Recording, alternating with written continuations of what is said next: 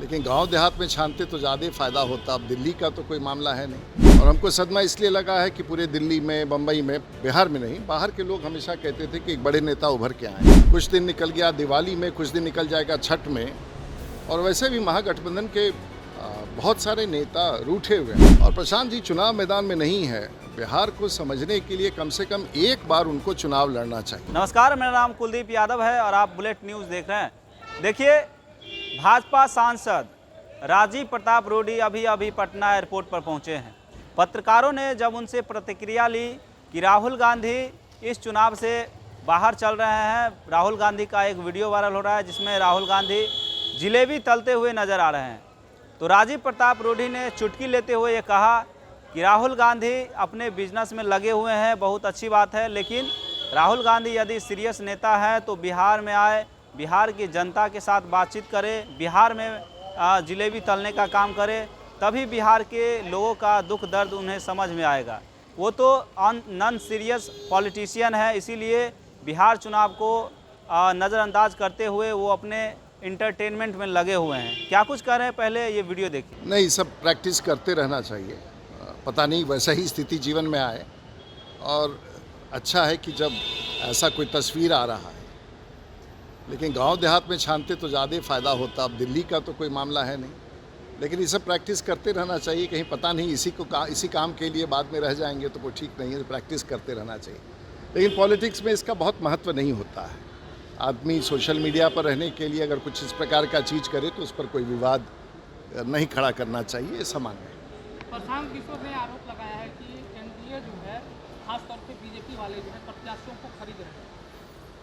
देखिए, प्रशांत जी अच्छे आदमी हैं, मेरे अच्छे मित्र भी हैं। अब पता नहीं कौन किसको खरीद रहा है बाद में, लेकिन हमको बहुत सदमा लगा है। और हमको सदमा इसलिए लगा है कि पूरे दिल्ली में, बम्बई में, बिहार में नहीं, बाहर के लोग हमेशा कहते थे कि एक बड़े नेता उभर के आए।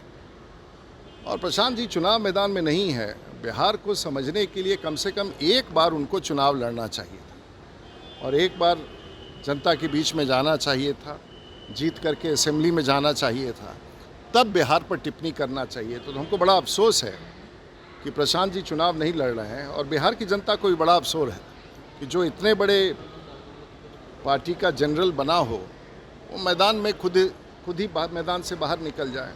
तो चिंता है, और क्या हो रहा है नहीं हो रहा है उसकी टिप्पणी तो तब हम सुनते हैं जब वो खुद चुनाव लड़ते हैं। तो ये बड़ा चिंता का विषय है। सर, चुनावी प्रचार का दौर शुरू हो गया है सर, लेकिन महागठबंधन में कोई भी बड़े नेता प्रचार के लिए नहीं निकल रहे हैं। सब बहुत निराश हैं। मैं जानता हूँ कई नेताओं को, और एक प्रकार से जो निराशा आज के तारीख में, अब कुछ दिन निकल गया दिवाली में, कुछ दिन निकल जाएगा छठ में, और वैसे भी महागठबंधन के बहुत सारे नेता रूठे हुए हैं। तो शायद मामला निकल गया है, नाराज़गी भी है, निराशा भी है, और आप ही लोग बता रहे हैं कि राहुल जी दिल्ली में जलेबी छान रहे हैं। तो स्थिति बहुत गंभीर है।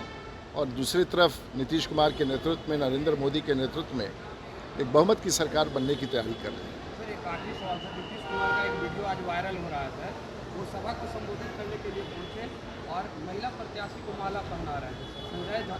संजय झा रोकते हुए नजर आ रहे हैं, उसके बाद संजय झा को ही नीतीश कुमार डांट लगा दिए। देखिए, इस मंच पर कई सारे कार्यक्रमों में अलग अलग माहौल रहता है, तो इस पर कोई बहुत टिप्पणी की आवश्यकता नहीं। बहुत बहुत धन्यवाद।